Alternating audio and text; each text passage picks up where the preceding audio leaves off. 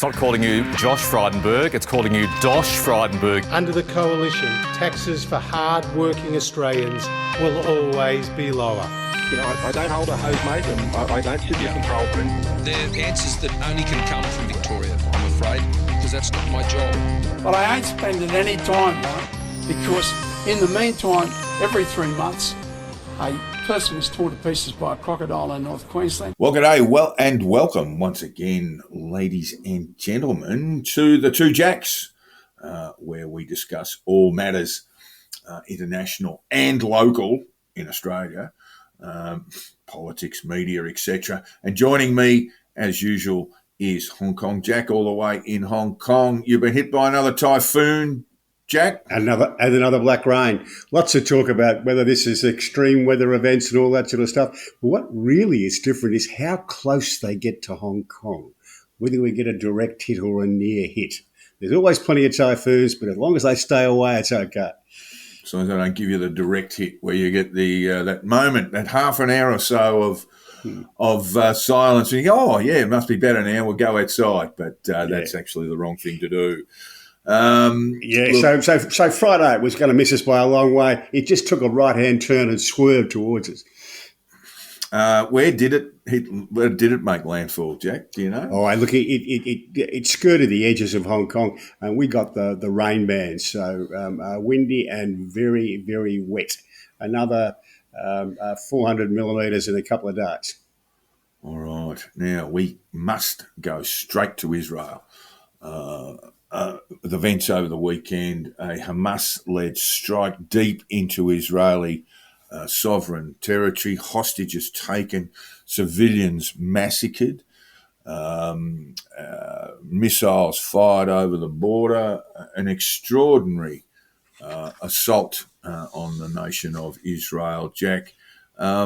Firstly, can I just ask you what you think? I mean, Mossad has always regarded itself as being, well ahead of these things. This would seem to me to be a sort of catastrophic failure of intelligence, firstly, isn't it, to have no idea that this was coming? Not just self-regarded as one of the best, if not the best, intelligence organisation in the world, but more generally by other countries regarded as that. But this is a monumental intelligence failure. Yes, and let me just say that there's been a number of shifts between the political administration led by Netanyahu's government and some former Mossad officers who've come out and been very outspoken about Netanyahu, and maybe that is one of those reasons, Jack. One of the reasons for this intelligence failure. What we do have is certainly we know the Iranians were involved in the planning, Hamas involved in the planning, Hezbollah involved in the planning. That all takes us back to Iran, now we've got a situation where Hamas is threatening to broadcast the execution of hostages. Jack, some 130 odd hostages have been taken and are somewhere in Gaza. What does Israel do? How does Netanyahu respond? I think they've made it plain that they intend to go into Gaza and have a form of land war in Gaza in an attempt to take out the Hamas leadership. So the question is whether that's a good idea. There's a reasonable body of opinion now that says that that's what Hamas wants, that they think they can fight Israel to a standstill in the way that Hezbollah did in Lebanon in 2006, and that the military landscape has changed with the new equipment to take out tanks, etc., that was so effective in Ukraine, that perhaps they can fight Israel to a standstill in Gaza. Well, we know from the Ukraine that Russia is using a lot of Iranian-built drones. Iran is sort of perhaps not world leading, but certainly in the top 5 or 6 nations in terms of the military use of drones. So presumably they would be available to them, but to Hamas in Gaza. But also, you would imagine that the Israeli Defence Forces will have the upper hand in terms of technology. But when you get into a ground war, that technological advantage dissipates. It does a bit, particularly ground war in what's effectively a series urban of towns and cities. Situation, yeah. So I sometimes think that not a lot of people understand what is, the sort of geopolitics of Israel and around Israel. But the three disputed territories, and perhaps that's not the right term. You firstly have Gaza Strip, then you have the West Bank, which is a large tract of land in eastern Israel, and then you have the Golan Heights, and these sort of disputed territories. These are territories that were taken over war during various conflicts between the Israeli and Arab world, pretty much since the 1950s. Since 1967, precisely, the Six-Day War was when Israel took the West Bank of the Jordan, the Golan Heights, and the Gaza Strip. That's and right. Indeed, they took all of Sinai. And that's since been relinquished to the Egyptians in a peace deal with the Egyptians. Peace deal, yes, and this has probably a little bit of a view of or a similarity to the Yom Kippur War, which was a short conflict between Israel and I think Jordan and Lebanon, where there was a surprise attack that caught the Israelis off guard. But this is really horrendous stuff, Jack. The business of taking hostages is appalling at the best of times, but also civilians being massacred. I don't know if you saw the footage of Hamas troops arriving by those single-engine helicopters and going over the border that way, and then arriving, and this is sort of marauding through the streets, dragging corpses out onto the street as trophies.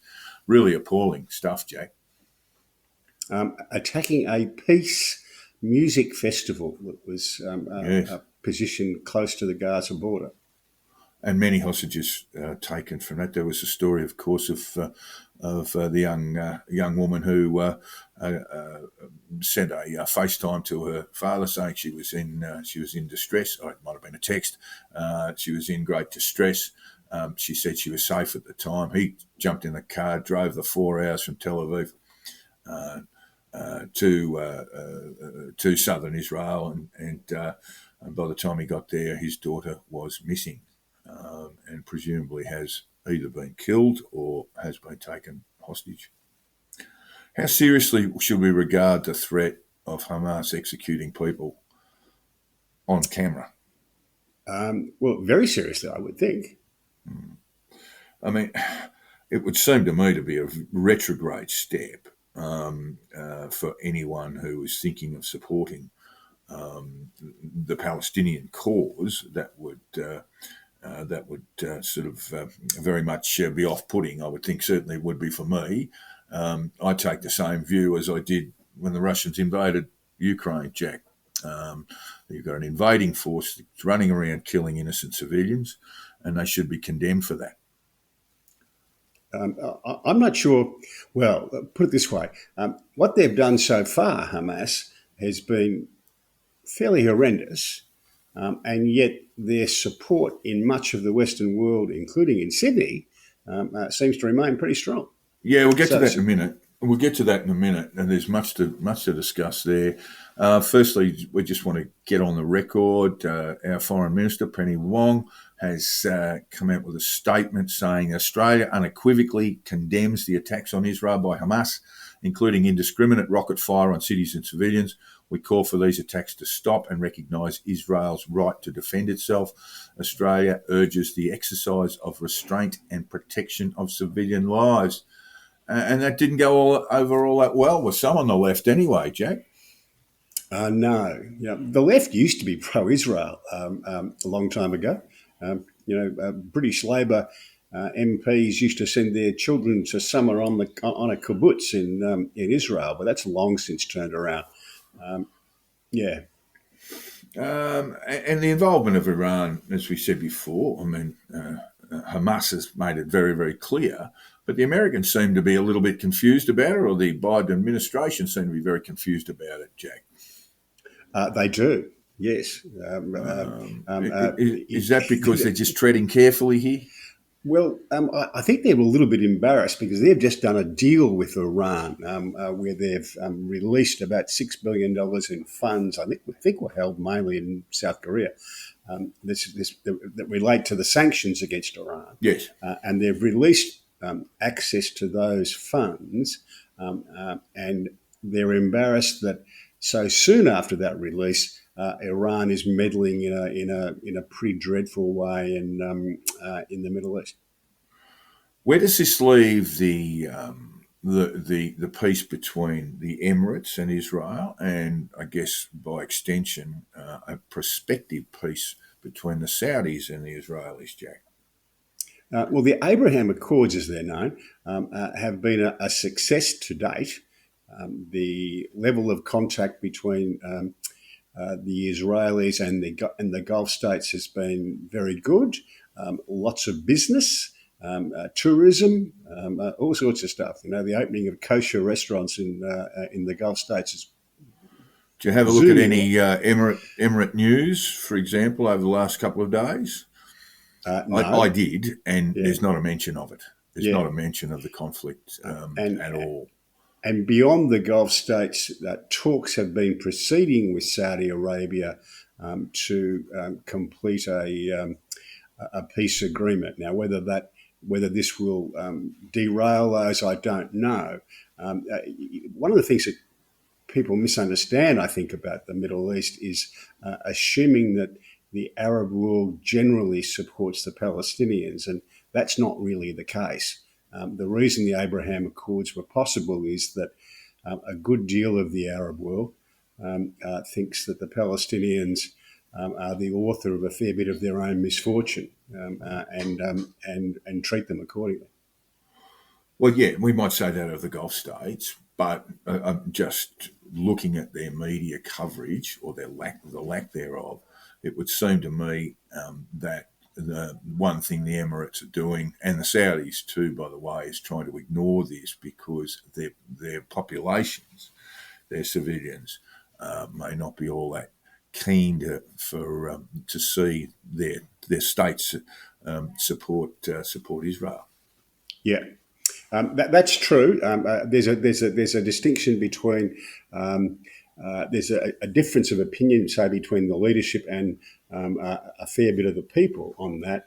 But look, if you go back through history, the last 25 years, there have been applications for asylum from Palestinians who live elsewhere in the Middle East, in Arab countries, and they're generally a good chance of success because they do persecute the Palestinians there because they just don't like them and because they don't trust them and they think they're the author of a good deal of their own misfortune. All right. Well, we'll move to the Australian response in a moment, but what is the prospect of a larger conflagration here that might pit the Saudis against the Iranians, the great holy war that's long been on the cards? Well, there's got to be some possibility that the Israelis will take some action against the Iranians. And where that leads is a little uncertain. The Israelis are normally clever enough to do that in a way that doesn't lead to a wider conflagration, but there's every chance that they may take some action against Iran, I would have thought. Well, certainly Netanyahu's comments would indicate that he has said today that they're going to throw everything at Gaza in in a military response, the like of which the area has never seen, and it's seen plenty of conflict. So what happens still? Well, we also know that food and water and the internet and electricity has all been cut off to Gaza. Be a very, very frightening time to be there, whether you were actually a hostage or just a civilian in Gaza. Yeah. Well, when you send an invading force across the border to a much stronger neighbour, this is what you're going to get back. Yeah, okay.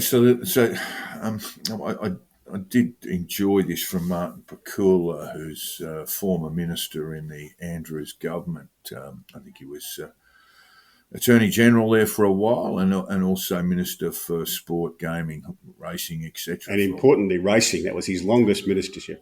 Yeah, enjoyed that. Martin Pakula came out on Twitter, I think it was, and said, all the pretend progressives, in parentheses, you're not, out there celebrating / defending Hamas murders and kidnappings, this is who you're really barracking for. The Iranian ayatollahs and generals who murder their own women and girls, their own trade unionists, their own protesters. That's pretty stark. I can't find any disagreement with that statement. You know, if you are coming out in support, I understand people may want to support the Palestinian cause, but if you come out celebrating Hamas's attack on Israel, that's essentially what you're doing. You are being a cheer squad for a ruthless, awful regime, one of the worst regimes on earth. Yeah, well, I didn't disagree with Martin at all, no. Yeah, I thought it was a good comment. And so then we get to the response. There was a rally in Sydney beside the Opera House. Flares were let off around about 1,000 protesters. Fairly ugly image of New South Wales police arresting a man holding an Israeli flag. They explained themselves afterwards that they arrested him for his own benefit, to keep him out of harm's way. And there's been a great deal of criticism of the police minister in New South Wales as well as the Premier. What could they have done, Jack? Without being there, it's really hard to know. This is an operational decision in the sense of, okay, what's the way that we can cause the least harm, right? Reduce the risk. Yeah, and that's hard to know unless you're there and can see what they can see. But you would have liked to have thought they could say, well, look, you're just not going to be able to march to the Opera House. And the reason for the march to the Opera House was, like a lot of buildings around the world, the Opera House was going to be lit up in the colours of the Israeli flag. Yeah, right? Yeah, go on. And how you manage that's a really difficult one, but it just looks awful. It looks like they were keen to let the pro-Palestinian protesters do what they like and just keep the smaller number of Jewish people away. Those are the optics of it. There's no doubt about that. I'm not quite sure what banning the rally from taking place or banning its end point at the Opera House or its starting point. I think a town hall. I'm not quite sure how you go and get about doing that. You are dealing with a mass of people, and I was perhaps looking on the bright side when we just saw 1,000 protesters. I thought those numbers weren't too bad, but there was some horrific chants there, straight out anti-Semitism, and a pretty appalling behaviour from that group. But I think if you say, well, you can't march, you're probably going to get more people along, aren't you? You might. And this is not an Australia-specific thing. I've seen the footage from London, from Birmingham, from New York, all around the world. Yes, and in fact, Anthony Albanese addressed the issue of anti-Semitism and the rise of it. It's never far away, Jack, never far away from the lunatic left and the right fringe.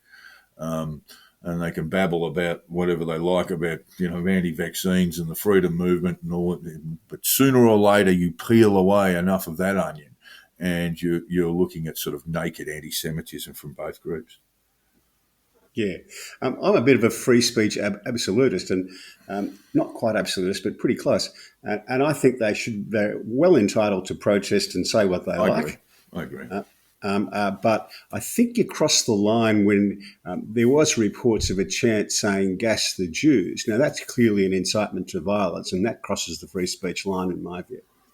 But once you've got that 1,000 group of people, it's going to take 10,000 coppers to stop them. Well, Yeah. let's say 2,000 or 3,000 coppers to stop them, and yeah, that's when you've got a situation that can very, very quickly get out of control. I mean, generally speaking, I think we should allow these kind of protests, Yes. because it shows the wider population just how terrible these people are. Well, there's that. But there are, as you say, those free speech, freedom of movement type issues where people can get out and protest. You don't have to agree with them, but they should have that right to express themselves politically in this country. Yeah, I agree. I'm not sure what benefit banning that rally would have done. I mean, you're dealing with essentially a mob, and if you tell them not to do things, then they're going to go ahead and do them, and perhaps do them in bigger number. We're going to have to wait and see. This Netanyahu has indicated this will take a long time. So this is not going to be like the Yom Kippur war where it was all sort of done and dusted after about a week. I suspect this will be going for weeks and months, Jack. Yeah, they will. I should imagine they will plan this to the inch and go in and do it carefully and in a considered fashion, because that's they're a very, very competent military force. Yes, but you do have that prospect that once you get into Gaza itself, on the ground, troops on the ground, boots on the ground, then there is that prospect of shall we say, a quagmire occurring in very, very difficult circumstances for any troop, for any soldiers. Yeah, I don't think that's probable. I think it's possible. The Israelis know that they're fighting for their survival, and that's a tremendously good motivating factor. What about Hamas, Jack? I mean, look, it is Israel's intention to destroy their influence in Gaza. How do they go about that? I mean, aren't we just basically, no matter how long and how intense that response from Israel is, we're just looking at yet again another generation of people who despise one another across the borders? Well, Hamas rules Gaza with an iron fist. It tolerates no dissent. No one really knows for sure, I don't think, just how much support they've got. And of course, there are no moderates left on either side, are there? There are no moderate voices really in the Knesset who are worth a damn anyway. You've got Netanyahu in a coalition of ultra nationalists and Orthodox extremists as well. And when you look across into Gaza or indeed into the West Bank or indeed into the Golan Heights, you're looking at a whole bunch of extremists on the other side too. I mean, it's intractable, isn't it? This is just a conflict. Within the Knesset, within Israeli politics, there's a wide range of views. There's no shortage of moderates, but except on one issue, they understand that the survival of their country is always at risk, and on that they are united. On almost nothing else are they united, but on that they are united. So where does it end, Jack? How does it end? I should think in a pretty bloody and awful conflict in Gaza. Yes, it's going to be absolutely awful. And from the moment the Hamas people crossed the border, that was and started massacring people, that's where it had to end. Yeah, that's right. That's exactly right. Once you do something like that, you have to understand the response is going to be protracted and bloody. And perhaps they've made a calculated judgment as I said earlier, that they can contain that war in Gaza, but I don't think so. Just before we leave Israel, one of the things that I kind of find a little bit disturbing is the lighting of the prominent buildings all around the world in the colours of the Israeli flag, because it just takes me back to the whole Je suis Charlie thing. This is going to last about a week, the support for Israel, Well, I think that's what Gerard Baker was saying in the Australian today. That sort of sentiment, I don't think there's anything wrong with it per se.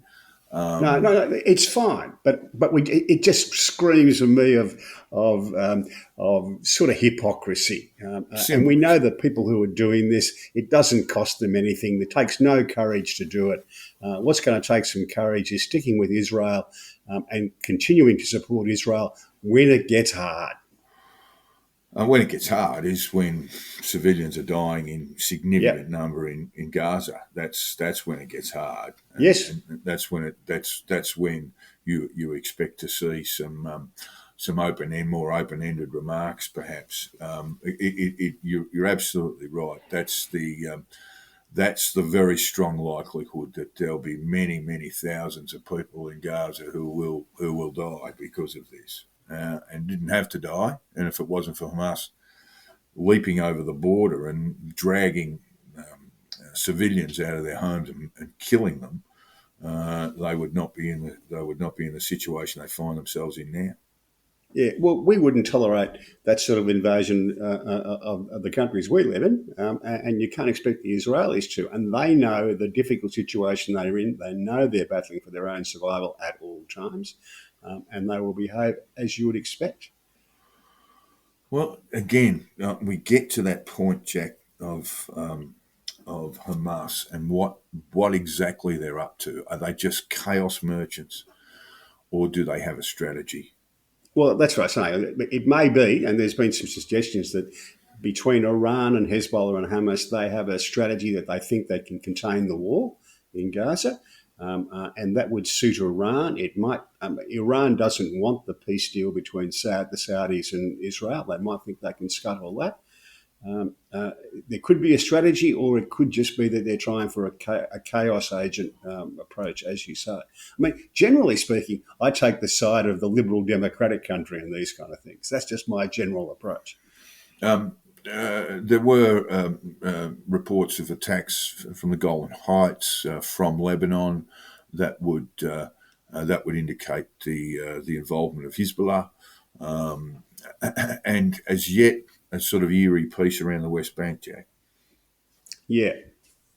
Well, of course, that's something. The West Bank is still nominally run by the PLO rather than Hamas, although I think Abbas was elected for the first 4-year term about 20 years ago and hasn't had an election since, because he's not sure whether he could defeat Hamas even in the West Bank.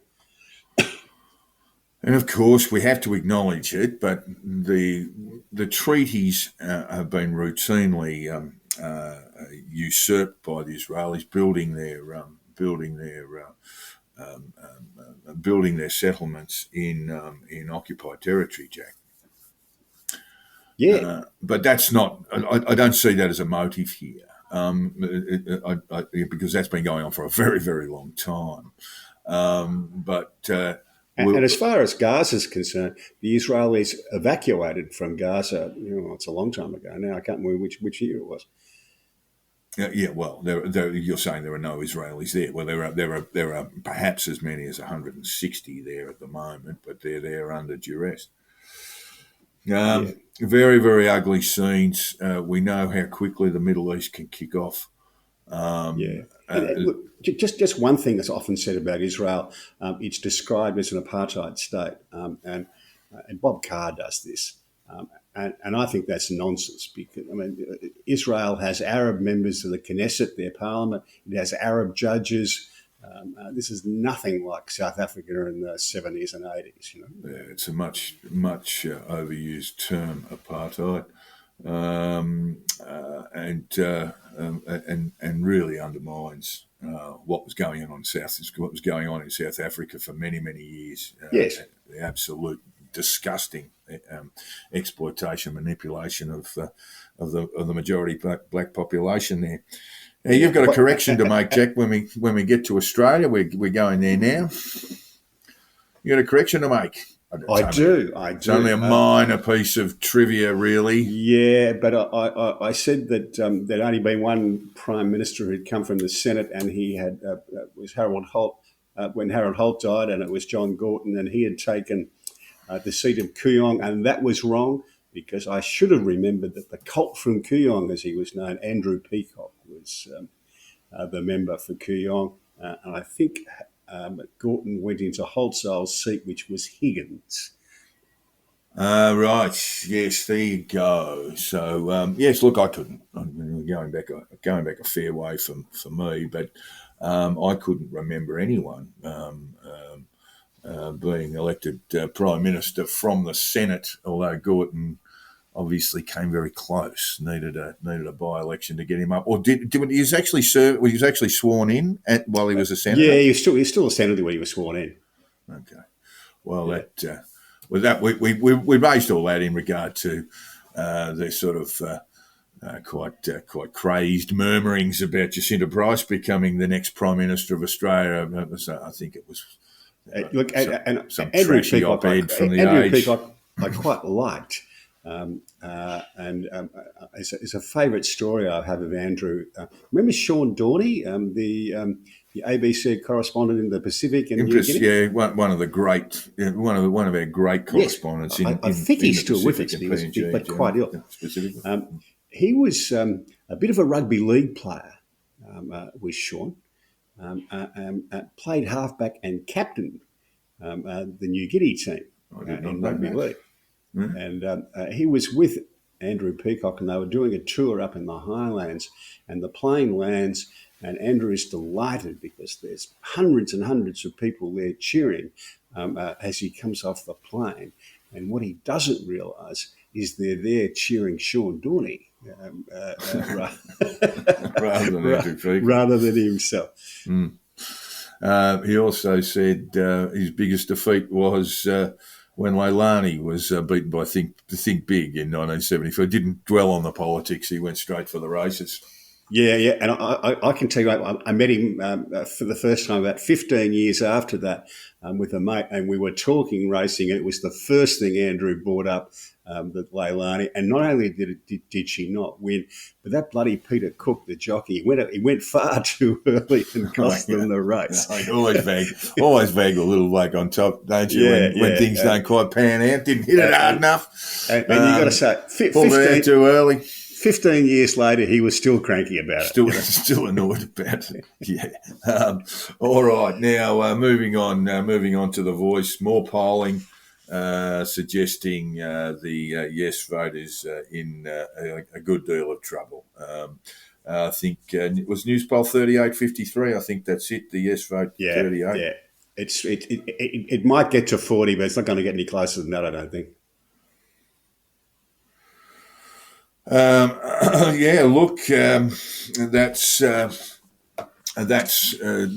seems to be the sort of trend.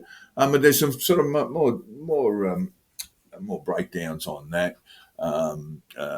When we look at the inner metropolitan dwellers, it's 48-41, not quite the majority there for the yes vote, 48-51. Outer metropolitan, it's 31-58. Provincial, or I guess that's regional. I don't know why they call it provincial, but regional 40-56, rural 34-60. In the age groups, we've got the 18 to 24s, known as Gen Z, at 58-34, 25 to 34, which is getting into millennial territory, but that's there's more than that into the next demographic. They're 51-40, 35 to 49-year-olds, again, a fair smattering of millennials in there, 46 to 41. And then when we get to the old folk, 50 to 64, it's 25 to 68, and 65 plus is 24 to 68. So you really do have, a very strong, not so much a geographical, but the age demographic is really significant. I think there are going to be consequences for this going The forward. news poll had no in front in every demographic. Okay. So there's a bit of variation. I didn't see. I didn't do the extension on that. But this is something that Cos has been talking about for a while. That you do have this sort of 18 to almost 40. That's almost a majority. I think the 18 to 40s as a group in Cos's poll is around 48. Something like 48 to 42, something of that order. So there is a bit of a breakdown there. I did see too, Jack, and this is not related to The Voice so much, but anyone who thinks that Labor's in trouble over that really hasn't had a good look at Cos's latest political polling, which shows Labor's vote increasing, the Libs going backwards. In fact, their primary vote on that poll, Jack, is 31%, the Libs. And Albanese's approval rating has gone up. And I think Newspoll has that going slightly the other way, but not much difference. No, this isn't changing, and I've said this all along. This has got not much to do with party politics. I mean, the thing that stood out for me was on and all of the polls, YouGov, Newspoll, and Cos Samaris's Redbridge group are all saying this, that amongst Labor voters, there's at least 40% who are going to vote no. Yeah, I have seen that too. So yes, it is, crossing the normal political boundaries that we see in elections. Look, we've still got a week to vote, and we'll be getting the results, and we'll cover that next week. Just what those actual results are. Is there a somewhat, an outside chance for the yes vote? I would say not. On the balance of polling, but it's more than that. There just seems to be a great shift against this. I'm not quite sure where it leaves us with reconciliation with Indigenous Australians going forward. I think it'll be a day of great sorrow on the 15th, and political leadership will be required to start restoring that trust with Indigenous Australians. 80%, we are told, will or have voted yes. So we got some problems there. Jack, I have to tell you, I have to ask you, did you see Robert French, former Chief Justice of the High Court's address to the press club last week? No, I read reports of it, but I didn't get a chance to see it. It didn't come on the telly yet. Just wanted to raise with you that he's perhaps not a direct quote, but he said there is little or no chance of constitutional litigation, Jack, if the yes vote proposition got up. Plenty of lawyers around Australia who would disagree with that very strongly. I think that's now three former High Court justices, including French, who's the former Chief Justice, the Solicitor General. I think basically the preponderance of senior reputations in the legal fraternity would tell you that there is, like French said, little or no chance of constitutional litigation going forward, Jack. Anybody who tells you they know for sure what's going to happen in a High Court case is pulling let's be honest. If we're going to listen to one person, Jack, we're going to listen to a former Chief Justice of the High Court, aren't we? No more than we listen to Ian Callaghan. He's not the Pope. He's not infallible, but this is a person who has got constitutional law running through his veins. I mean, we should be sitting up and we should be listening. One of the good things about our High Court, unlike, say, the Supreme Court in the United States, is that we have term limits. We have a retirement age, the age of statutory senility. That means the court's always changing. And frankly, I don't think it's the least bit convincing to roll out a couple of ex-chief justices and say they know what the future court's going to do. But they're going to have. I mean, they're going to have. It is perhaps the best expert opinion you can get. I mean, you can't disagree with that. I mean, I saw Janet Albrechtsen quoting from some constitutional law professor. Now, again, expert. but not as expert as those who have, for the best part of 20 years, been sitting on constitutional matters before them. Yeah, well, I don't agree with him, and there's plenty of lawyers who agree with me about that. I think that's the whole point of lawyers and lawyering, isn't it? That there's always going to be disagreement, but we should be listening to those people who are who have a certain level of expertise that hard earned, including being a Chief Justice of the High Court. I think that's fairly straightforward. Yeah, well, this is going to lose for a few different reasons. It's not going to win or lose on what Robert French has got to say, with all due respect to him. I understand that, but you can't ignore it. You can't ignore it. It's one more opinion that's out there. No one's ignoring it. I'm just saying it's not going to determine the outcome of the. You did ignore it. I mean, I got a script here that you prepared that didn't indicate or had no mention of a former Chief Justice of the High Court saying that there was a little or no chance of constitutional litigation around the voice. I wasn't proposing to discuss it today because he said that 6 months ago, and I didn't think it'd have any effect on the result, and it hasn't. And so we have now I think it's two former Chief Justices plus a third Justice of the High Court plus the Solicitor General, Jack. So those are important matters, or those are important views for people to take into consideration and not to be just swept aside, if you don't mind. Thanks very much. People will make up their own minds about this. People will make up their own minds, but this is not Pol Pot's Kampuchea or Khmer Rouge. I mean, we don't listen. We shouldn't be listening to people who have no particular expertise. And that's my point. I mean, the point is listen to experts, make your own mind up by all means, but don't dismiss the experts as just another voice. That's or another opinion. I'm prepared to trust in the common sense of the wider community much more than I am to trust experts. Well, what's the point of being an expert, Jack? Then we do really have Pol Pot's Kampuchea, where the dumb float to the top, where the dumb, the uneducated, the illiterate start running the state. Pol Pot's regime wasn't run by the dumb and the illiterate. It was run by people who were educated in France, in Paris.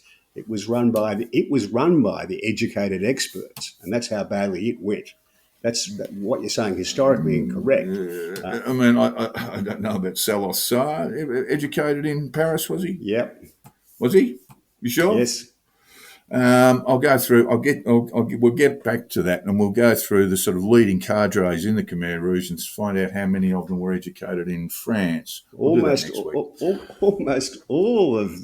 Almost all now. Not just in Cambodia, but right through into China. The people who led those regimes had been educated elsewhere. Yeah, but what was the fundamental basis of the Khmer Rouge, Jack? The ideas didn't come from within the Cambodian people. They came from the top. Yeah, but what we're saying is that the regime itself said if you had a particular form of expertise, you were a danger. If you had any particular form of training, you were a danger. If you spoke another language, you were a danger. Yeah, yeah. All right, now we want to talk about misinformation. We want to talk about misinformation, Jack. We've just been talking about a little bit of it. Would the misinformation laws have helped the yes case? I don't think that they would have. That's my personal view. Paul Carp from The Guardian says the voice referendum may be the last time we vote under the old rules where lies are legal and there's no break on big money. That's a lovely optimistic view of the world. I'm not sure that that's the way it works. Where has the misinformation come from, Jack? See if you can identify it from the no case. I'm not sure what you're talking about misinformation. What are you identifying as misinformation? Well, misinformation is promoting something that is false. Disinformation is promoting something that is knowingly false, that you're promoting it knowing that you are knowing that it is false. And which bits of the no or yes campaign are you identifying as misinformation? Well, I'm asking you. I just think it's been a fairly typical Australian referendum campaign, fairly robust and unremarkable. Yeah, I think we can look at certain arguments and say, well, that's a stretch. But I don't know that misinformation laws would have helped at all, because really you've got people expressing opinions, and often in a robust way. Jacinta Price's comment that the arrival of European contact in the form of Arthur Phillip and the First Fleet was actually provided Indigenous Australians with a profound benefit. Now, it's arguable. It's not. It's just an opinion. I would suggest it's not misinformation, there's certainly a view that you could take on either side of that argument, but it's not misinformation per se. And furthermore, the sort of laws that we have now, or that might be coming in future in regard to elections and referenda, are not going to change things one iota. A lot of what on Twitter is called misinformation from either side are really just predictions and opinions. And people are entitled to have opinions, and people are entitled to make predictions. They're not always going to be right, but people are entitled to make them. Yeah, look, the example that's been used is a Palmer advertisement, Clive Palmer. Perhaps we should just legislate Clive Palmer out of the equation, Jack. That'd be easy enough. Clive Palmer, nowhere near elections, please. But the Guardian picked up on that, and there's a Palmer ad claiming that the Voice will lead to higher taxes. Hard to see how that would happen. Firstly, so if it is misinformation, it is stuff that anyone with half a brain will be able to figure out. Well, it's just a prediction and an opinion. He's perfectly entitled to make it. Yeah, well, yes. I mean, and people are entitled to say, well, hang on, that's just completely wrong. I did notice that's exactly how it's supposed to work. He's entitled to say it, and someone else is allowed to come out and say, look, you're wrong. Clive Palmer and his mate, his little buddy that he's bought and paid for there, Ralphie Babbitt in the Senate, they got rolled in the High Court today. They had challenged this idea of ticks and crosses, Jack, that they thought that the tick should also be informal. And got rolled in the High Court with an order that they pay costs. Won't hurt Clive too much, but makes Ralph Babbitt look a bit silly. Hasn't mentioned it today in his Twitter feed, I noticed, Ralphie Babbitt, but was babbling today about how the world needs Trump more than ever now. So that's probably misinformation, Jack. But again, you could stand up and argue and say, well, the guy's facing 91 criminal indictments.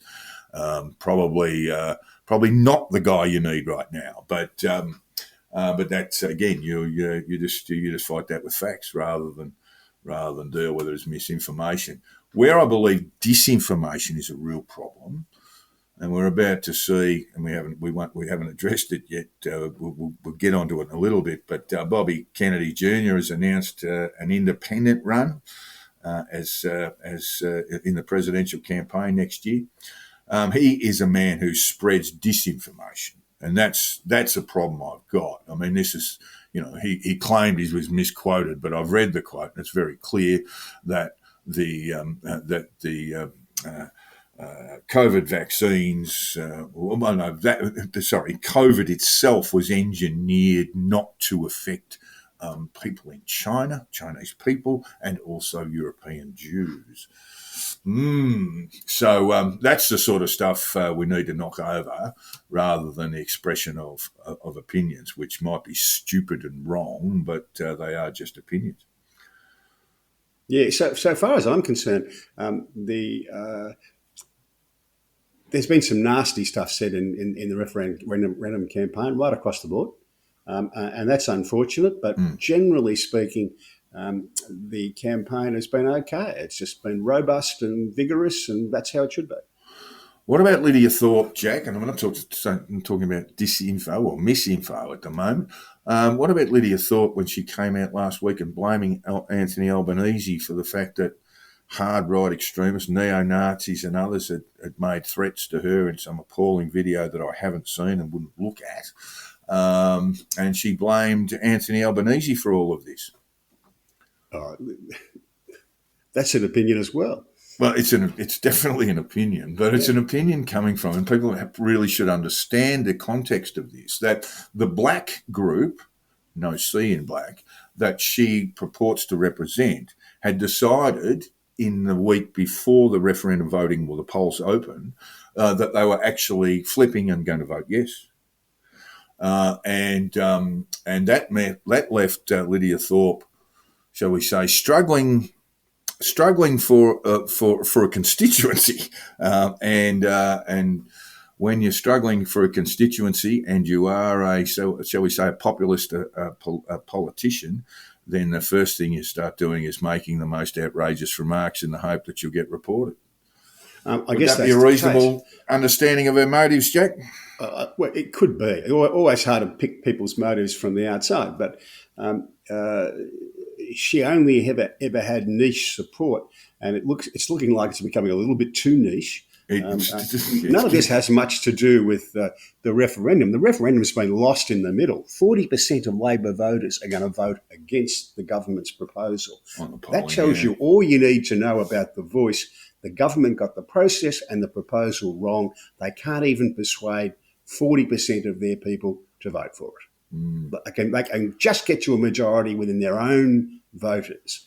And that means, where does the blame lie for the referendum failure? It goes right to the top. It goes right to the Prime Minister and the government. I had a bit of a Zoom chat with some colleagues and friends and things, and that was the general view, that as a sales exercise, as a marketing exercise, this has been a failure from the top down. Oh, no, that's not quite right. It's not just been a failure as a marketing exercise. The proposal that they put was a proposal that was never going to get majority support. People haven't, the 40% of Labor voters are not voting no because the marketing campaign was bad. They're voting no because they don't like the proposal. Well, I'm not so sure we can say that. I mean, without having counted a vote yet, it's a big statement. I think there is not so much misinformation, but there is, if you don't understand it, vote no. That's been a campaign slogan for the no case. So there has been really, very rarely poor selling of this idea, why it's necessary and why this proposal is the best way forward. Personally, I think, like Shorten in 2019, perhaps they should have created the Voice, legislated around it, and then bedded it down, knocked out the kinks, and gone to the people. Perhaps a few years down the track, once it had been established. That's my personal view. And I don't accept that the proposal itself is wrong or broken. I just think that the marketing was wrong, and they failed to bring Australians along with them. It's not once you see the proposal, there's nothing particularly. I mean, you said this was going to be a chapter in the Constitution, Jack. I mean, you mentioned that last week as a question that was put to you. Why would it be a chapter? Because that's how it's designed. It has its own chapter. If it goes through, that's what would happen. It would have its own chapter in the Constitution. Well, I find that almost impossible to understand. The legislation itself, the only piece of legislation around the Voice that has gone through the Parliament is the referendum question itself. So in terms of how the black letter law stacks up, that is a matter for the Parliament post-referendum. And at this stage, there is no draft legislation that would indicate it has its own chapter or it doesn't. No. We can come to that back to this next week, if you like, after it's filed. But what the legislation does is create a new section under a new chapter in the Constitution. Well, I'm not sure that's the case. I'm not sure that that's the case, but we will talk about it next week in detail when we have the results before us. Meanwhile, Jack, the Commonwealth Games fiasco is not going away, with the relevant minister, and now Premier Jacinta Allen, having a fair amount of knowledge on how badly things were and still talking it up. Yeah, and it's amazing how much money they've spent in the meantime to no effect. There was a $40 million blowout and cries for more money that were met, even though this looked to be an absolute disaster. I'll just run through it for our listeners' benefit. The documents, and most of this has come from the Australian and John Ferguson and the Melbourne office leading the way there. Documents show that among the expenditure was a $372,000 bill for consultation with traditional owners on design of villages and venues. Now, you might think that's appropriate, but all of this has happened, once the wheels started falling off.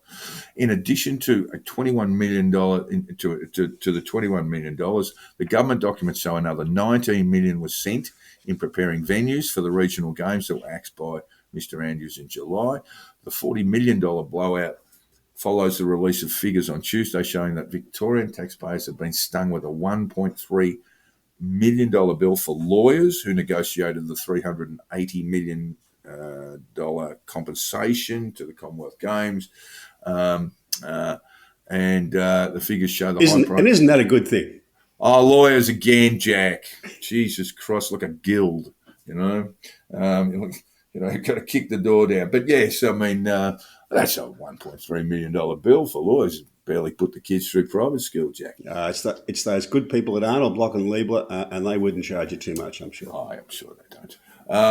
But all of this, the point is that all of this funding came through. I mean, you would understand that lawyers who conducted the negotiations with the Commonwealth Games Association in terms of getting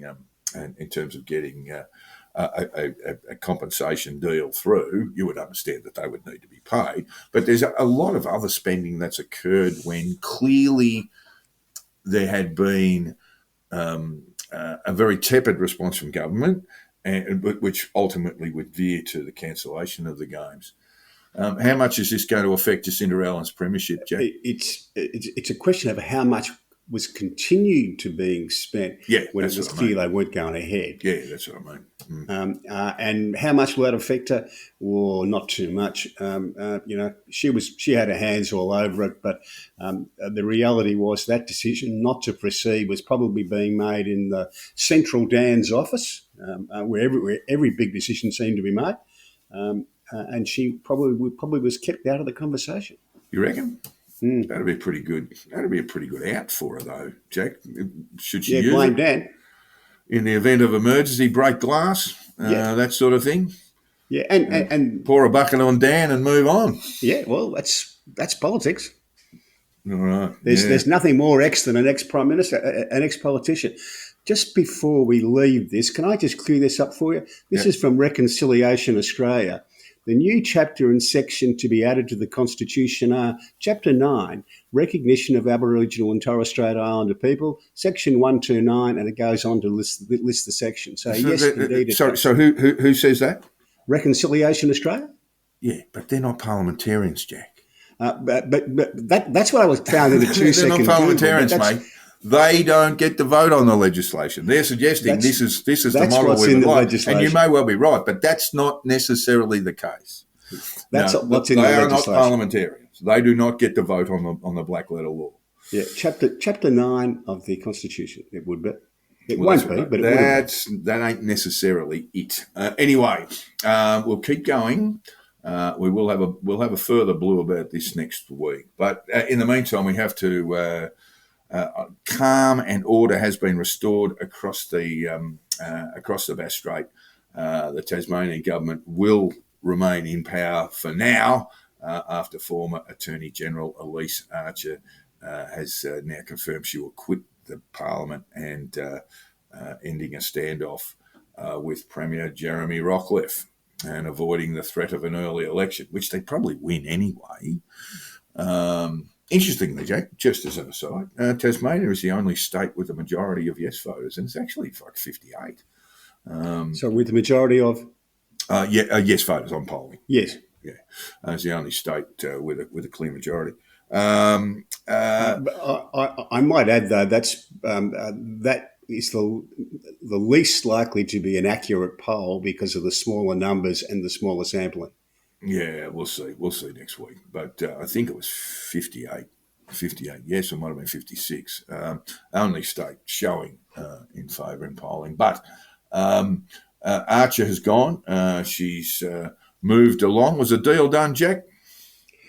It's hard to know from the outside whether a deal was done or she just said, this is all too hard and I can't be bothered anymore. Yeah, it's a bit of that in there too. I strongly suspect that's the case. And given the toxic relationship between her and Rockcliffe, then it would be very unlikely that they'd both appear in the same room, Jack. And Tasmanian politics is micro politics, really. It's sort of a bit like the local school board or,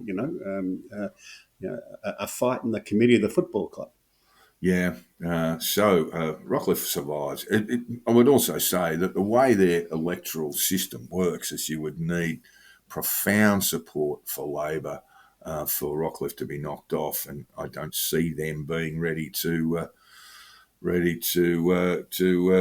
enter government at the moment, just on the last state election results. What is it? They call it the Hare-Clark system, isn't it? The 5 federal electorates are used, and they each elect 5 state parliamentarians. I think this is my recollection. The most overrepresented people on earth. They must be anyway. I mean, I would accept Bhutan as an alternate answer, but when you think about local government, state government, and federal government, pretty much everyone's got their own local member, one way or another.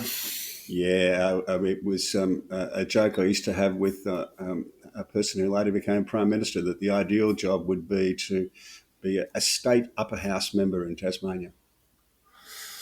Alrighty, we're going to deal with the whole issue of working from home, which is a very middle class thing to do these days. We're going to deal with that all next week, but we do want to very quickly move on to the immigration changes, Jack.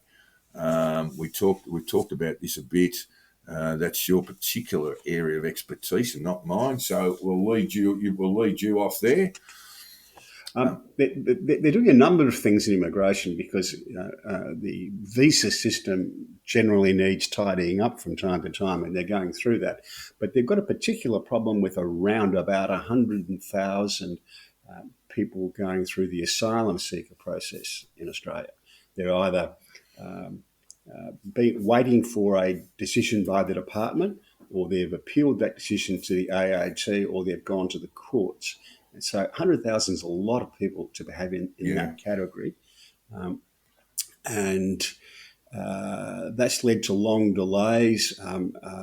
If you went all the way to the courts, you might be somewhere between 5 and 11 years waiting for a decision, in which case you can stay in Australia while you'll get some kind of a bridging visa, maybe with the work rights, maybe with not, but you'll get some kind of bridging visa rights and be able to stay in the country.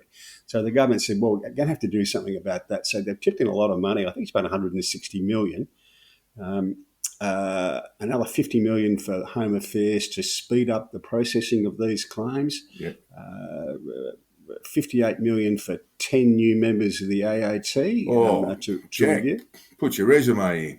I think I'm too old now. And I've done my 10 years doing that, so I don't want to go back and do it again.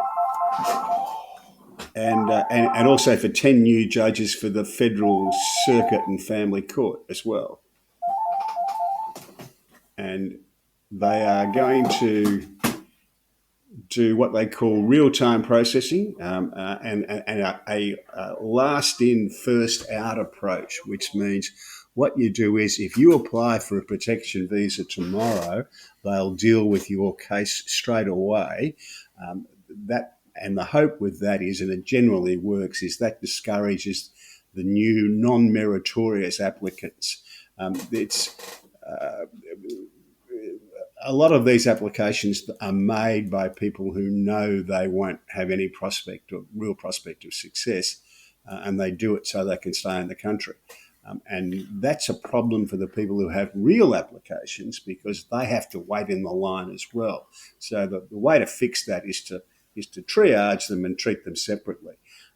I can tell you, after having spent 10 years doing this, one of the things that no one looks at but that would speed it up is just to dismiss applications where applicants don't turn up for a hearing.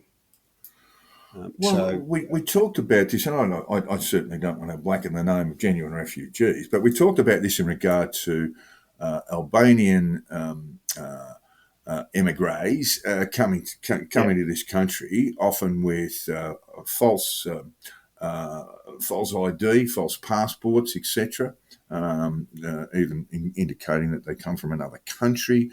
Then when they get rolled for that, they put in a claim of protection, and then it goes through the system. While it goes through the system, some of these people are out there committing very serious crimes.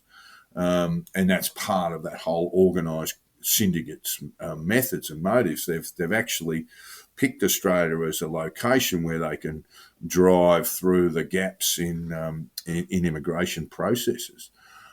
You suggested one area where you can improve is to look at the recent applications and fast track those, and perhaps leave the matters that are before the courts or the AAT.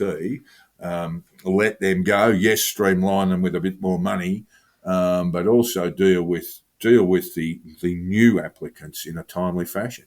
Yeah, so if you know that you're going to have your application dealt with straight away, you know you're not going to get the 5 or 6 or a 10-year delay, you're less likely to make the application. So that's why you do it that way. But one of the things that people from the outside don't understand is that about half the applicants who go to the AAT seeking review of a refusal won't bother to turn up for a hearing. Yeah, that should be enough, shouldn't it? Yeah. It should be treated. If you want to appeal a traffic fine and you go to your local magistrate's court and you don't turn up, well, he's just dismissed. Well, yeah, that's right. That's right. So that is one method that you could do. I mean, there may well be appeal against denial of natural justice and all that sort of stuff. But if you've got a fixed date and you don't turn up for it, it should be enough. You lose. Yeah, and you can fix the natural justice thing already. Or I think it still happens. It certainly used to happen in my day that applicants were told that they couldn't get the member wouldn't make a favourable decision on the information available, so they were invited to come to a hearing, right? So you just make that a little bit plainer and say you are going to lose if you don't turn up, and then it's over in 5 minutes. Yeah, it makes a fair bit of sense. And on a matter as urgent as this, you would understand that some people are refugee applicants or seeking the extension of protection orders might have difficulty sometimes in terms of receiving correspondence and attending on time. That would be my only concern about that. But provided there was an understanding that they had received and understood a direction to attend a hearing and fail to appear. So as it stands, Jack, and if I talk about this in terms of the Albanian crime syndicates, if they don't turn up, the matter is simply just deferred. Is that right? The matter is simply deferred?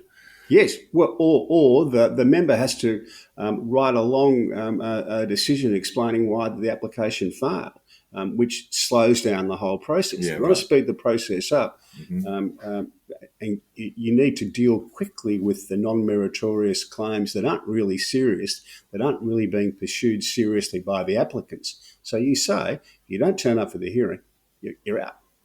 All right. Now, look, we've got a whole lot of stuff to get through on the States here, Jack. Firstly, They are speakerless at the moment after Kevin McCarthy got the flick by, I think, about 10 what we might call fringe Republicans, lunatic Republicans, and the rest of them were Democrat voters, which is one of those things that was roughly overlooked. It would seem that Jim Jordan is in pole position to take on the speakership, Jack. It looks a bit like that. This kind of horse trading's never exactly predictable. Jim's got quite a few problems along the January 6th line too, Jack. There's some suggestion, I would underline, accusation, if you like, that he was directing people who were seeking to illegally enter the Congress and directing people into the right offices. That's an allegation. So he's got some dirt in his hands. Yeah, well, we'll have to see how it plays out. Now, tell me, who's third in line for the presidency now that we don't have a speaker? It's a very good question. Would that be the president of the Senate? Well, would that be the leading senator? Well, the president of the Senate is the vice president, Kamala Harris. But the person who's third in line is a woman called Patty Murray. She's what's called the president pro tem of the Senate. Yeah. So she stands in for Harris when Harris, as is usual, isn't in the Senate. And the pro tem job generally goes to the senior senator from the ruling party, and that's what Patty Murray is. She's a senator from the state of Washington. I think she's been there since about 1996 or 1993 or something. A former. Just explain to our audience what the term pro tem means. It means essentially temporary, doesn't it? But, yeah, basically, yeah. And also, the Biden administration has swept aside a number of environmental laws in order to build a bit of a section of the wall, Jack. So it would seem. I would just simply remind people that that walls may be built, but the mortal enemy of the wall is the ladder. And once you build walls, and we don't have to go back. We can go back as far as Genghis Khan. Walls don't matter all that much when you have an intent to get across. But we are seeing a bit more rise of Gavin Newsom, Jack.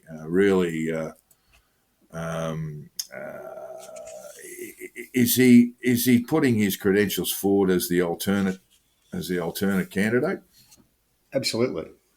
He seems to be, doesn't he? And speaking of which, when we mentioned this earlier in the program, we've got Bobby Kennedy Jr., famous anti-vaxxer, absolute clown, and he's bobbed up in Philly this morning, our time as we record this on the 10th of October, and announced himself as an independent candidate. Very quickly, Jack, is he going to take votes from the Dems or are he going to take votes from the Republicans? That's a little bit hard to say. I don't know whether you saw it, but he did the Rocky thing of running up the steps of the... Did he? He's just a wanker, isn't he? He's just a fabulous wanker. I suppose that's just kind of say, well, I'm not like Joe, a dottery, or either of the big candidates. I'm not a dottery old bloke. I'm young and fit, you know. But it just looks pathetic to me. I didn't see that. It just sounds really cringeworthy. But I just wonder where his money's going to come from. He didn't have the hoodie on. He's just in jeans and a T-shirt. But it looked bad. I would demand that he drink a dozen eggs, a la Rocky, before he did it too, if he's going to be serious about it. Where's his money going to come from, Jack? I mean, he's a Kennedy, so he's got a few bob. But where's the sort of the millions that you need going to come from? Is it going to come from the fringe right? Is it going to come from the left? I think he would get a bit of support from both of the fringe areas. Yeah, I'm not sure. Look, he's polling around about 15%. It was sort of said between 10 and 20. He hasn't been up at, I think initially in the first month or two when he announced his candidacy in the Democratic primary, it was decided that he was getting sort of 18s at that stage. Now he's sort of closer to 10, sort of from the 14, 15 mark, and dropping off. He's got so much stuff You don't need to dig deep to find his nonsense being swirled about. But it's going to make it very, very interesting. You are going to have that third candidate in the presidential race now, and an independent. And you always get plenty of them, don't you? You get what they call mail-in candidates, and you only get about 20 of them. But he will be a candidate on the ballot. Yeah, I think he wouldn't have any prospect of success. I suspect he wouldn't be a candidate if the Democrats had a stronger candidate. All right. Gavin Newsom seems to have positioned himself as the only viable alternative to Biden. I think no one's taken Kamala Harris as a serious possibility. So Newsom seems to have done a fairly good job of positioning himself as, well, I'm the alternative. Yeah, two California Democrats, of course. There are always problems trying to win over Democrat voters and independent voters in Midwestern states who tend to look at the Californians as freaks and hippies. In Sweden, Jack, Sweden's Prime Minister said that he summoned the head of the military to discuss how the armed forces can help police deal with an unprecedented crime wave that has shocked the country with almost daily shootings and bombings. What's going on there? They have a gang problem. A gang problem. A very serious gang problem. Most of the shootings, and they are the only country in the world, I think, that has keeps stats on grenade killings. Yeah. It's a funny thing. This is actually the UK, but I did see someone interviewed. I mean, basically, he's been arrested and was being filmed by body cam. And he goes, what do you got? What have you got, a weapon on? He goes, yeah, I've got a gun and a hand grenade. And it was in London. So obviously, I'm not laughing. It's just extraordinarily dangerous. Obviously, that's the sort of Bunnings kit for your crime gangs now in Europe. The specific problem in Sweden is with unintegrated Middle Eastern migrants. Well, Prime Minister Ulf Kristersson has said Sweden has never before seen anything like this. No other country in Europe is seeing anything like this. So what's different about Sweden as let's say, compared to Germany, Jack? The Germans have got their own problems with their migrants. We spoke about this last week, but it's much, much worse in Switzerland. They've got why? Why would it be worse there? Because they're even less integrated. More than 60 people died in shootings last year in Sweden, the highest figure on record. That's a good day in Chicago, Jack. But those are significant figures. I shouldn't be laughing about that sort of appalling violence. Sweden long stood out in Europe. It's significant enough for the Swedish government to call in the army for assistance. The army. And that's, one that says, the problem with that is that it's saying to the police, you're no good. And that's a problem. It's a loss of confidence in your policing forces. And also, it's probably a little bit of overkill. You need to have a lot of police, and you need to have them smart, and you need to use them, in surveillance, and make arrests and bring people before the courts. And you need to do something about the large number of unintegrated migrants. You've got to find a way to make them Swedish. The scale of immigration to the country, which soared in the wake of the 2015 migrant crisis, Syrian civil war, has meant that now at least 1/5 of Sweden's population are foreigners. Nothing wrong with that. But as Jack suggests, if you don't plan on integrating people into your own society, then you are going to leave a lot of people isolated, feeling that they are not properly represented in the political sphere, and you'll leave them resentful and angry, and then wanting to make a quid by unlawful means. They're not integrated in the economy. They're not working. Yeah, well, that's part of so that whole. It's not that they're resentful. Process. They have nothing else to do but to indulge in illegal activities. Really, why don't the Danes and the Norwegians have these same problems, Jack? Well, because they slowed down the rate of immigration.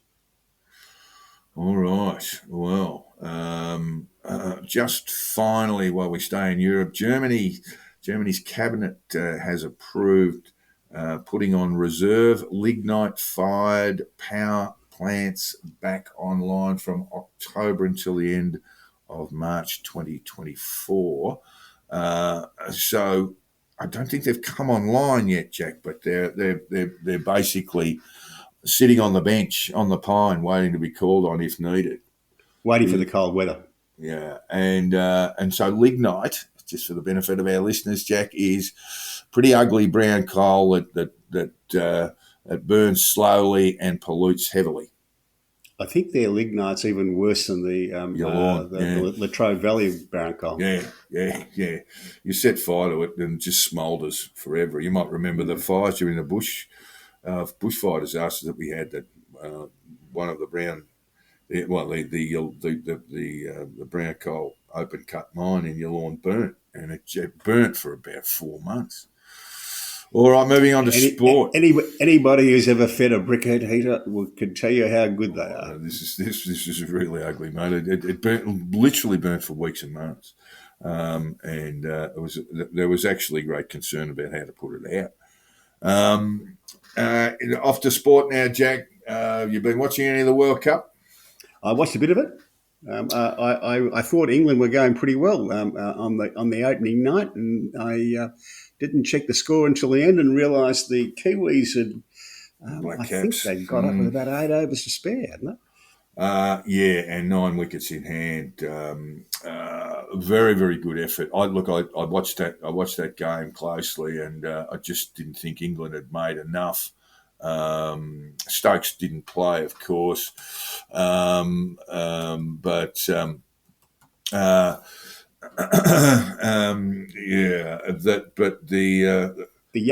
real gun to keep an eye on is Russian Ravindra, the young chap from New Zealand. Yes, he put on, best part of 240 with Devon Conway. Devon Conway, South African New Zealander. He got 150 odd, and Ravindra got 134, I think, both not out. And I got to tell you, Jack, when I saw Ravindra, the left-hander, batting, I got to tell you who reminded me of a little bit of Brian Lara, the big, expansive backswing, and this great certainty of where he hit the ball.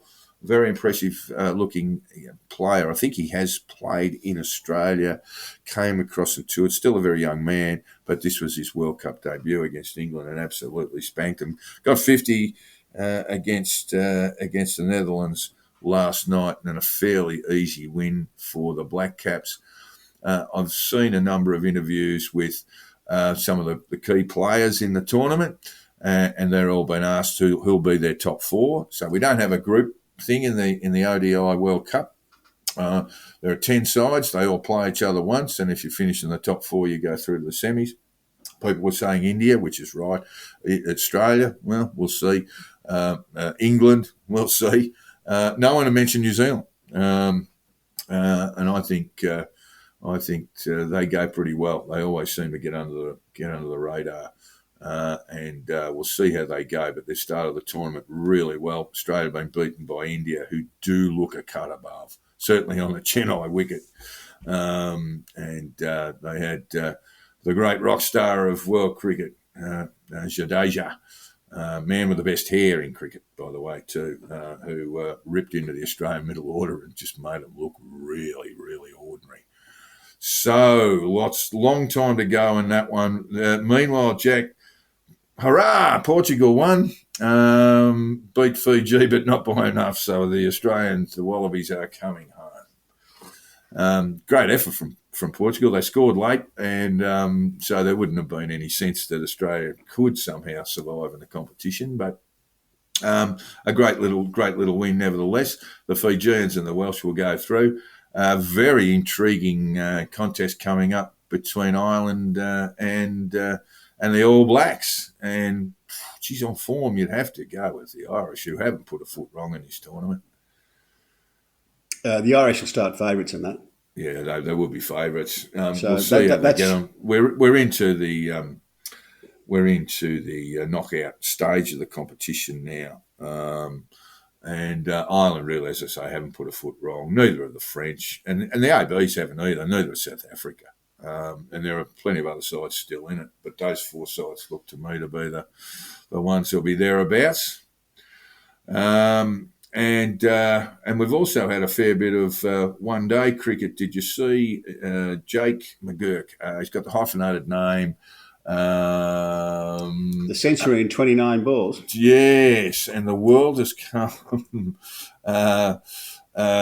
beating to his door. There's always that interest. Jake Fraser McGurk, I do apologise to our listeners for being slow on that. He's playing for South Australia. He was offered a sort of rookie contract with Victoria, but he's offered 2-year deal at South Australia. So easy decision for him to make. And then just spanked the ball. I think he hit the first ball. He faced for 6. We've seen him a lot, excuse me, in the Big Bash, where he hasn't set the world on fire, but he's one of these guys that if he has a day out, it's spectacular. So I think that's the fastest century on record, Jack, at first class or higher level. It's the first one to go under 30 balls. Yeah. There's some pretty good company there too that he took to the cleaners. So well done, that man. What do you got for us in racing, Jack? Big day on last Saturday, Turnbull Stakes Day. It's the day where you find your winners for the rest of the spring. And the most impressive winner was Gold Trip, the last Melbourne Cup winner.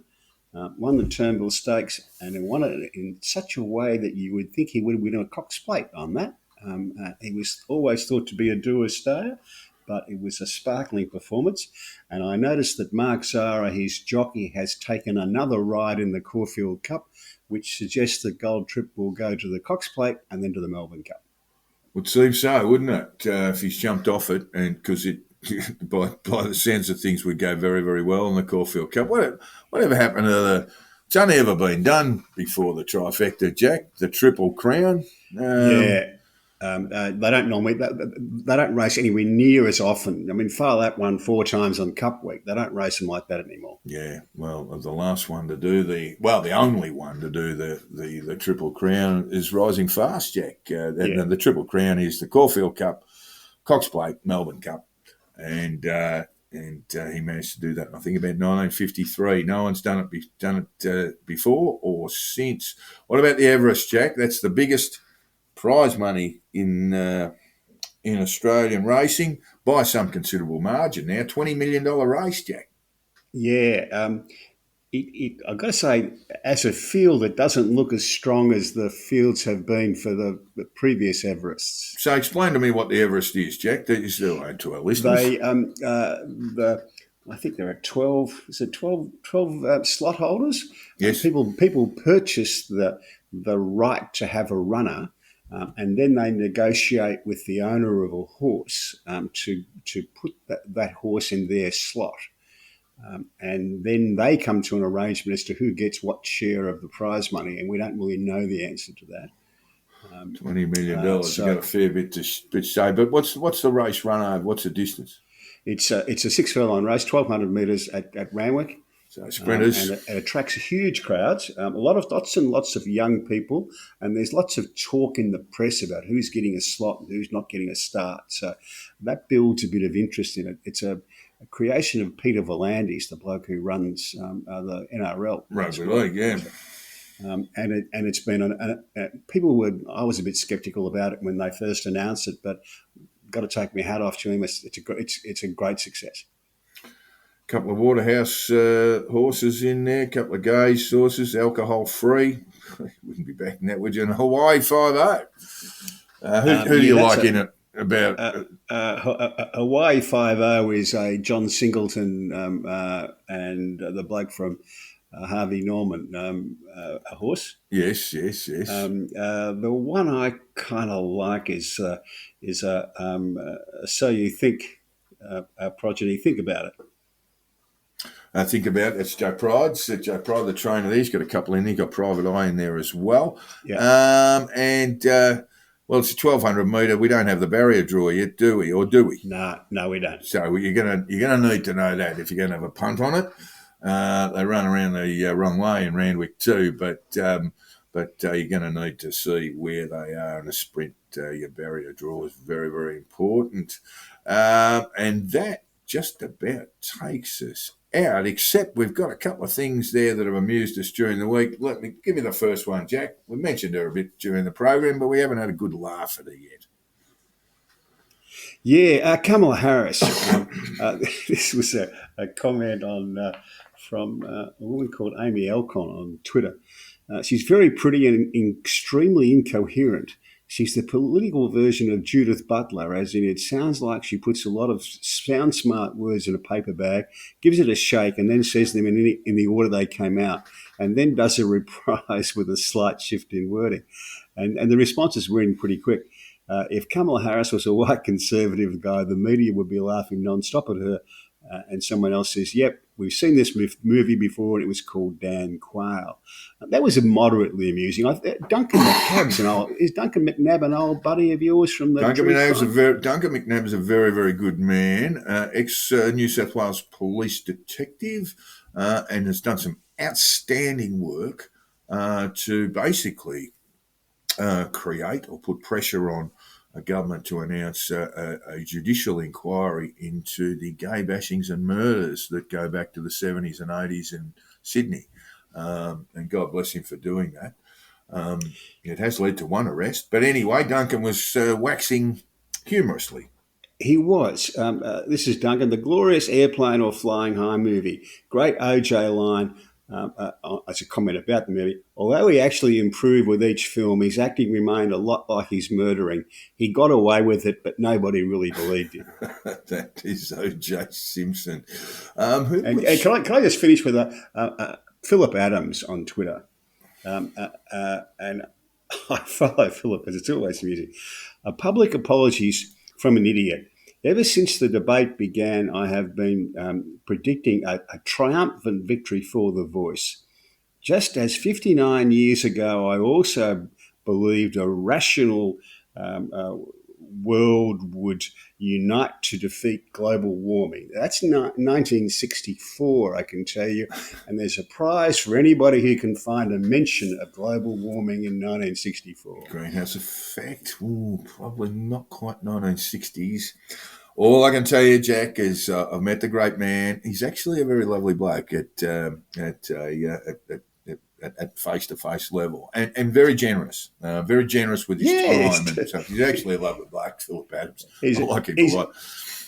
I think he's a terrific fellow, but he might have been having a senior moment. He's getting up in the big. He does openly express that he has the odd senior moment. Also wonderful from Duncan McNabb raising the acting performances of O.J. Simpson. Acted like he murdered. He got away with it, but nobody really believed him. And that takes us out for this week's program, I should say.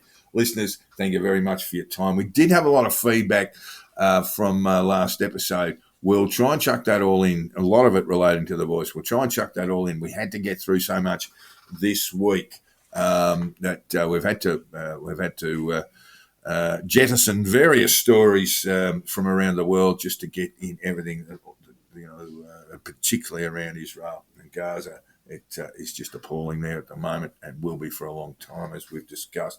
But don't let that prevent you from getting in touch with us.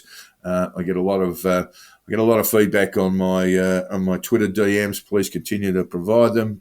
That's at Jack the Insider. DMs always open on Twitter there, and you can get hold of Jack on his Substack, which is HongKongJack.substack.com. There you go. And thanks for listening, listeners. And we'll be back with you next week with a summary of The Voice and the referendum. Cheers. And the start of the blame. Oh, yeah, there'll be a lot of finger pointing going on. Don't worry about that. And I'll be pointing them right at you, Jack. Don't you worry about that. You've just been negative on this from the outset. All right. Thank you, listeners, and we'll see you next week with that show.